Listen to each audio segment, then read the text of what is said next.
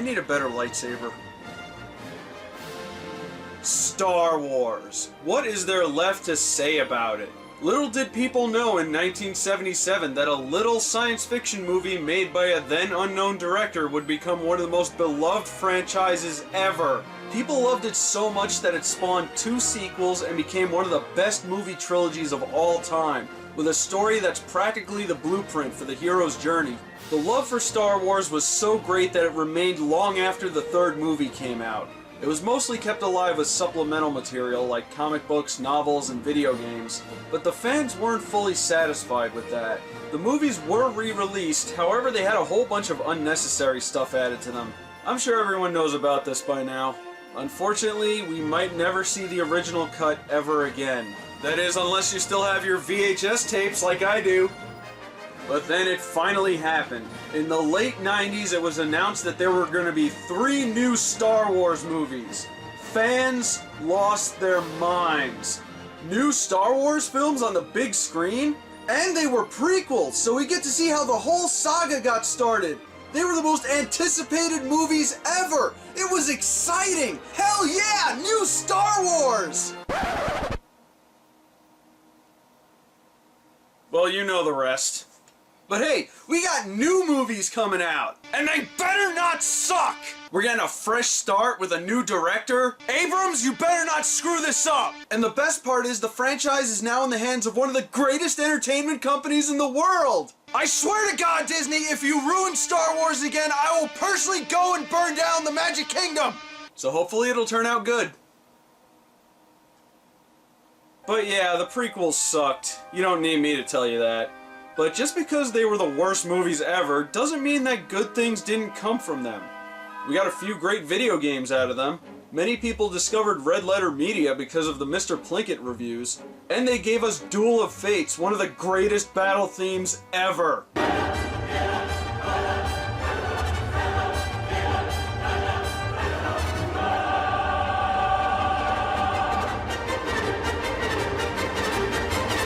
But even the most hardened haters will agree the best thing to come out of the prequels was Clone Wars, the miniseries. It aired on Cartoon Network in 2003 and consisted of a series of very short episodes that formed together into several story arcs that take place between Episode 2 and Episode 3. The show was created by who I think is one of the best cartoonists of the modern age, Genndy Tartakovsky, creator of such shows as Dexter's Laboratory, Samurai Jack, and the often overlooked Symbionic Titan. And anyone who talks about Genndy without bringing up Symbionic Titan is not a true fan. They could not have picked a better person for this project, because one of the staples of Genndy's work is long, quiet moments, where actions and built-up tension help to tell the story. All you get is a character and a situation. You don't even get an inner monologue, but you can still see the gears in their head turning as they overcome their conflict. Samurai Jack is most famous for this, but it's even seen in episodes of Dexter's Lab. This works perfectly for Star Wars, especially since one of the problems with the prequels was too much exposition. But with the Clone Wars miniseries, I don't even think half the total runtime of the series has dialogue. The rest is just raw Star Wars action. And it is glorious.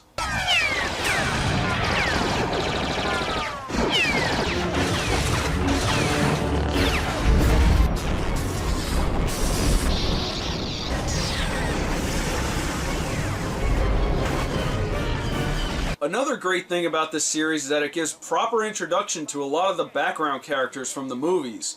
Remember all those Jedi that were just kind of sitting around doing nothing? Well, here's them being awesome.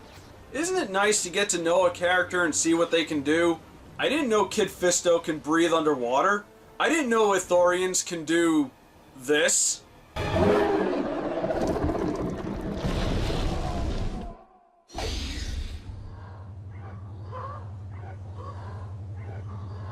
Ithorians. Four throats. Quite powerful. So I've heard. The most surprising thing is the portrayal of the relationship between Anakin and Padme. They've been criticized as being one of the most boring couples outside of the Twilight movies. But ironically, here in this cartoon, it feels more natural. I'm tired of all this. Our love should not be hidden like it's some kind of immoral thing. Annie, you're almost a Jedi Knight, and then... And then what? Jedis aren't supposed to be married. It doesn't matter. It does matter. We knew it would be like this. Perhaps things can change after the war, but for now, the Republic needs you. And in the shadows of Coruscant, or any other city, and most importantly in my heart, I will always love you. Well, you do look really good in the dark. Annie. What is this feeling? I think I care about them. Miss Padme! Miss Padme! Oh no. 3PO. Miss Padme! Miss Padme! Oh, dear, where did she go? Oh, god damn it, I forgot he's here too. Master Anakin? Miss Padme, thank goodness you're unharmed. I was so worried. I think the C in C-3PO stands for cock block. Yeah, I guess it wouldn't be Star Wars without the goofy sidekicks. At least it's kept to a minimum, and let's all be thankful that you-know-who never shows up. I don't want to say his name because he might appear. Though General Grievous shows up. Remember him from Episode 3? What a joke.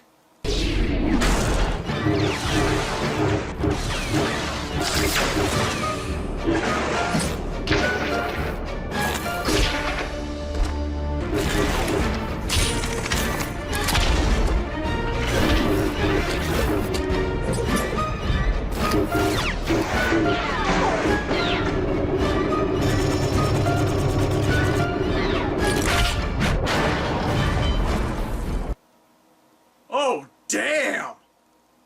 Grievous is awesome here! He's a legitimate threat to the Jedi! So much so that they keep running from him. His very presence is like impending doom. Why wasn't he this cool anywhere else? Well, at the end of the series, he gets injured by Mace Windu, which might be why. It also explains why he inexplicably seemed sick in Episode 3. But it just feels like a cop-out. Asajj Ventress makes her debut in this series, and her introduction was badass.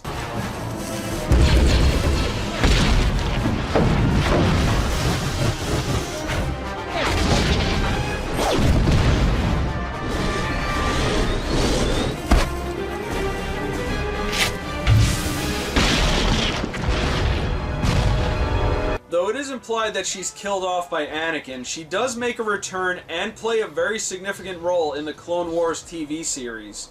I'll hold off on her until we get to that. We also meet a new character named Dirge.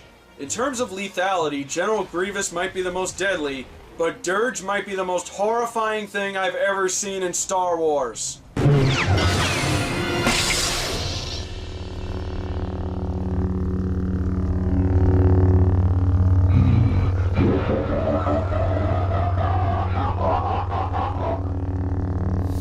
Just look at him! What the hell is he? Nothing seems to kill him either. He's gotten cut to pieces, but he just puts himself back together and keeps coming. He's a walking nightmare! The last time we see him, Obi-Wan blows him up from the inside, but it's implied that he survives. He does make more appearances outside of the TV shows and movies. He even fights General Grievous at one point. It's a shame we didn't get to see him in action a lot more.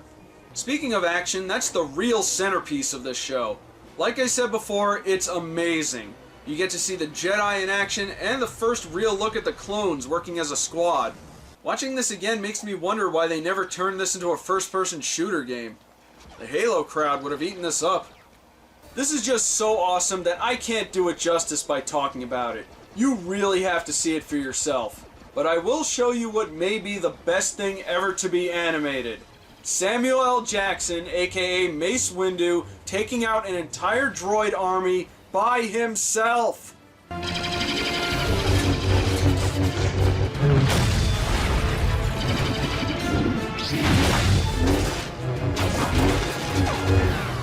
Yes, they deserve to fry, and I hope they rust in hell!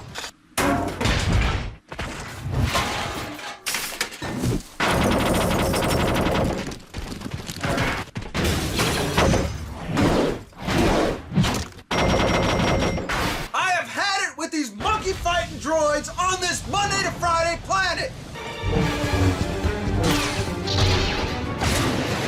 Internal explosions all over. We are losing control. What? And you will know my name is the Force when I lay my lightsaber upon thee!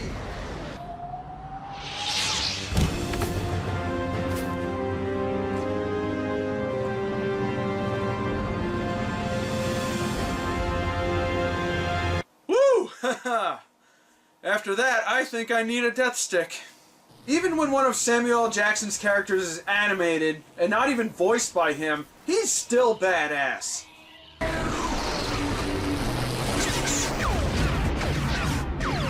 Good shooting. It wasn't me. General Windu. And just look at the way he swings his lightsaber. Why does he even do that? You know why? Because I just don't give a f. It's incredible how much they were able to cram into such a short amount of time. But if there was one thing I don't like about it, it's the juxtapositioning of the episodes. A few were short standalone episodes like the underwater battle, but many formed story arcs, which is fine, but the story arc episodes were usually alternated, so you'd watch a short episode of one thing, and just as you'd be getting into it, it wipes into another episode. It's a nitpick, but it's very jarring. I wish they just organized the episodes properly. I think the story arc that I liked the least was the one involving two Jedi getting trapped in a cave, and Yoda has to go save them. I kinda don't like that he uses his powers to essentially hijack Padme's ship to go save them. That just doesn't feel like something he'd do. May I remind our Master Jedi we have a more pressing mission? A slight detour. Jeopardize the mission? It will not. A slight detour. Jeopardize the mission it will not. Be put in danger. The Senator will not. Be put in danger. The Senator will not. I don't hate these episodes. There's a lot of cool stuff that happens, like getting to see a lightsaber assembled for the first time, and we get to see Yoda kicking ass. And somehow it looks better than it did in episode 2. It just felt like an unnecessary side story. Also, I think this one has the most dialogue. Coincidence? Probably. 3PO, could you get my coat? Of course, Miss Padme. Oh! I must be out of my circuit.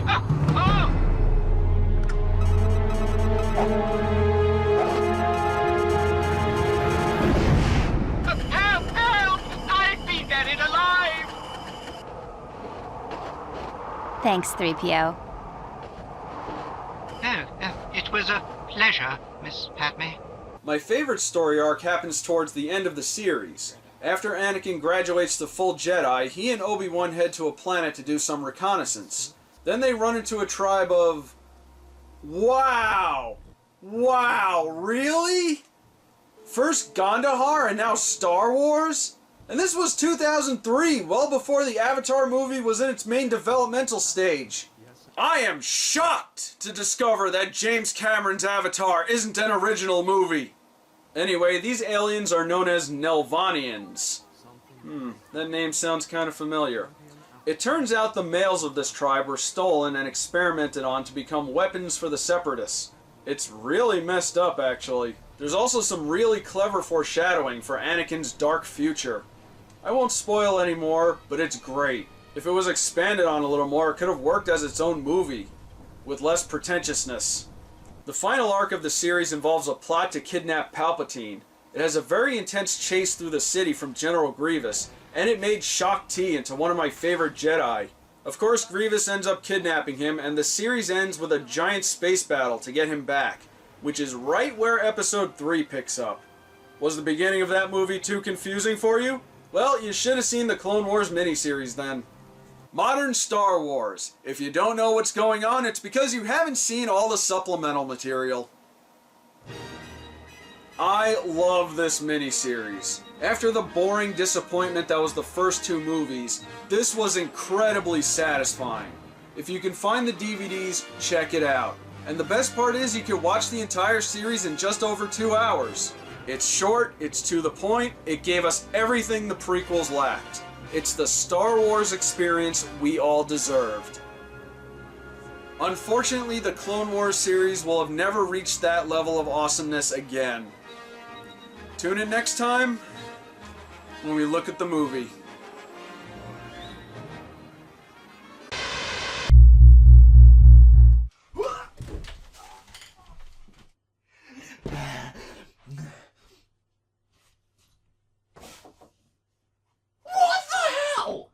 Been in that time machine for over a week and I just get sent back in my room with someone on my computer screen.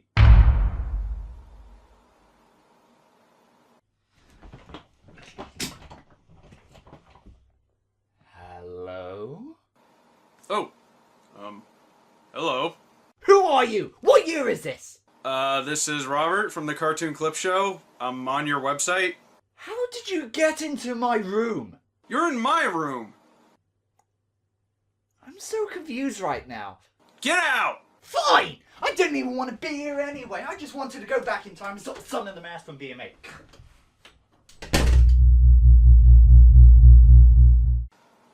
That was weird. Well, anyway, thanks for watching. Alright, got another video done. Let's go get this edited.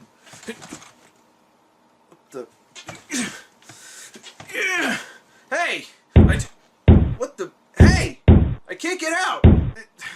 How's this possible? Oh, my computer. Maybe I can figure out what's going on. What the... No Wi-Fi! No!